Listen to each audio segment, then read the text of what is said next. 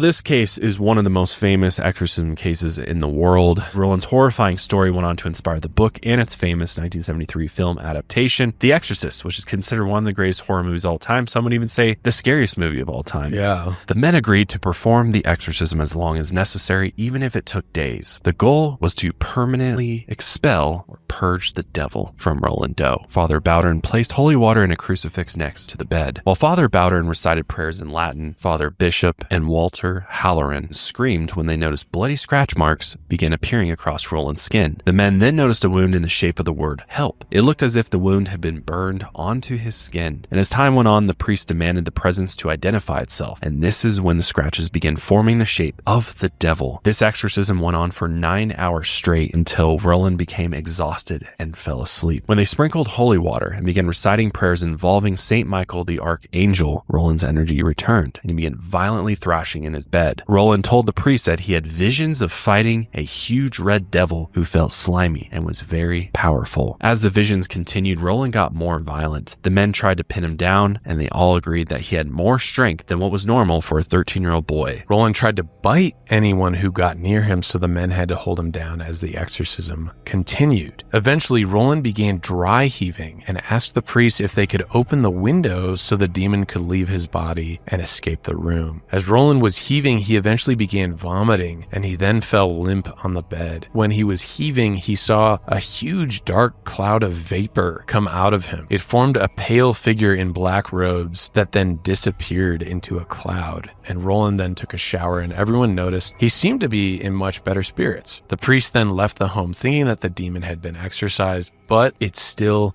wasn't over.